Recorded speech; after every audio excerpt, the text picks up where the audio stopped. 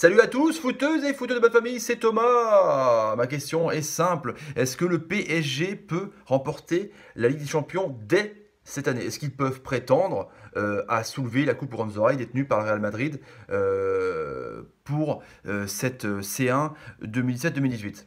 Je m'explique. J'expose les idées que j'ai par rapport aux potentielles équipes qui peuvent prétendre au sacre. Je pense pas qu'elles soient là la vérité, à part grosse surprise. Et dans ces cas-là, il y aura des gens avec les bookmakers qui seront richissimes. Ça peut arriver en même temps. Donc, pays par pays, on va dire, je mets une équipe potentielle pour arriver jusqu'à l'obtention du titre. Je mets Manchester City. Les hommes de Pep Guardiola, je pense qu'ils sont en forme. 31 points sur 33 en première ligue. Une osmose. Il a réussi à mettre son jeu en place. Je trouve que tout fonctionne bien avec des joueurs de classe comme De Bruyne, parce qu'il faut quand même des joueurs de classe dans une équipe pour apporter cette plus-value, pour passer le niveau et le gap qui manque pour être une grosse équipe. Il y a plein d'équipes qui sont bien, qui ont un collectif, genre l'Atlético Madrid par exemple, ou alors Manchester United, mais il n'y a pas de furie classe, il n'y a pas de joueur qui peut voilà, soulever un peu tout le monde vers le haut. Je pense que en Allemagne, Papi Puenkas, le pompier qui a succédé à Ancelotti, lâchement viré ou alors poussé vers la sortie par les vieux Robben et Ribéry qui n'aimaient pas un peu les méthodes de fonctionnement et qui ne jouaient pas beaucoup avec Ancelotti. Bref, ça fonctionne plutôt pas mal. Alors est-ce que c'est pas, comme on a son habitude, une forme pas de chance, mais c'est un pompier de service, Puenkas. Donc est-ce que c'est pas juste 6 bons mois qui vont faire qu'ils vont gagner ce qu'ils sont repassés en tête de la Bundesliga devant Dortmund, même si Leipzig leur colle au cul, mais bon, je pense qu'ils sont tranquilles. Est-ce que c'est pas juste un coup? Donc voilà, je les mets quand même dedans. En Espagne, bien sûr, le Real Madrid et le Barça. Je mets de côté l'Atlético de Madrid parce que cette année, c'est pas la folie. L'adaptation au Wanda Stadium, il n'y a pas de joueurs vraiment au-dessus pour apporter ce petit déclic. Griezmann est en baisse de forme. Il est énorme, Griezmann, mais je pense pas que ça vaut un Neymar, ça vaut un Ronaldo, un Messi ou un De Bruyne. Donc bon, je la mets un peu de côté pour cette année. La Juventus de Turin, évidemment, parce que voilà, ils grappillent petit à petit l'écart qu'ils avaient avec le Napoli. Napoli, je les mets de côté aussi parce que eux, ils ont en tête le Scudetto, donc je pense qu'ils vont uniquement se concentrer là-dessus. Et bon, c'est un choix, mais bon, en même temps, c'est un rêve depuis longtemps de gagner le Calcio. Voilà. Donc je pense que ces équipes-là sont faites pour programmer, on va dire, pour gagner la Champions League.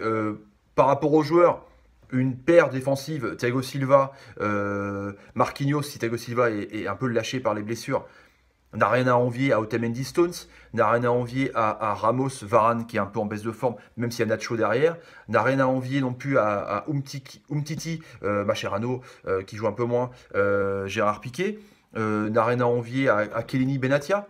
Je trouve que voilà, c'est pas mal. C'est pas mal. En plus, il y a Kipembe qui monte en puissance, que je trouve voilà, qu'il a une explosivité, et un côté monstre énorme. Donc, je trouve que c'est pas mal. Les latéraux, c'est vrai que bon, là, Alves, on croyait qu'il était venu en pré-retraite. En fait, pas du tout. Il est complètement énorme. Meunier, que je trouve bon parce qu'il marque des buts. Il est très bon en sélection aussi pour ça.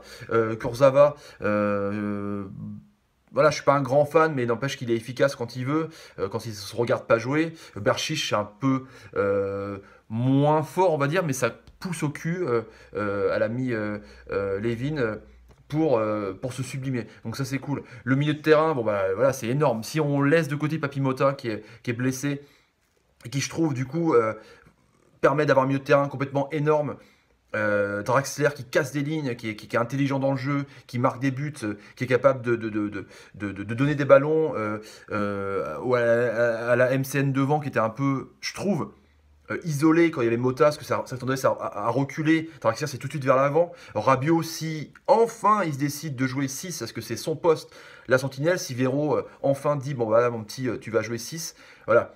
En sentinelle, il arrive à jouer vers l'avant. Quand il était en 8, il a tendance à reculer, ralentir le jeu. Là, en 6, il est parfait. Il a le jeu ouvert. Du coup, ça permet à Verratti d'être un peu au-dessus et de pouvoir conserver le ballon, savoir se retourner, faire un peu ce rôle de double pivot. Et voilà, Verratti joue simple, Verratti à l'œil, donc je trouve que le milieu de terrain fonctionne très bien. Bon, bah évidemment, Kroos, Modric avec Casemiro, c'est génialissime. Quand Isco joue, c'est génialissime aussi. Mais ce milieu de terrain parisien est vraiment à la hauteur de ces milieux qui fonctionnent bien dans les autres équipes européennes, les grandes équipes européennes. Si on prend Fernandinho, qui est un monstre aussi, De Bruyne, voilà. Je trouve que Paris n'a rien à envier à ces joueurs-là. Silva, voilà. Vous voyez, il n'y a pas de grande différence cette année. Je pense que le gap a été un peu condensé par le recrutement. Si on prend Iniesta qui est vieillissant, Rakitic qui est très bon, bah évidemment, voilà, Lionel Messi qui est capable c'est pas un milieu de terrain pur, c'est plutôt un attaquant, mais qui est capable aussi de récupérer le ballon, aller vite vers l'avant. Si on prend Vidal, le milieu du Bayern, Vidal là-bas, souvent quand il joue, Tolisso, qui est un peu jeune mais qui est bon. Vous voyez, voilà. Bon, après le milieu de terrain, Pjanic de la Juve, voilà. Il y a pas, il y a, le PSG peut prétendre quand même à jouer bien. Matuidi qu'ils ont perdu, voilà, ils n'ont rien à envier Paris. Bon, les joueurs de devant, quand même. C'est une équipe de fou, quoi. Une attaque de fou, 39 buts, là. Ils sont en train de régaler, quoi. Cavani, un joueur de classe. Neymar, un joueur de classe. Mbappé, un joueur de classe. Il y a Di Maria qui peut faire milieu de terrain aussi, que quand il est remis en place, il est très bon. Voilà.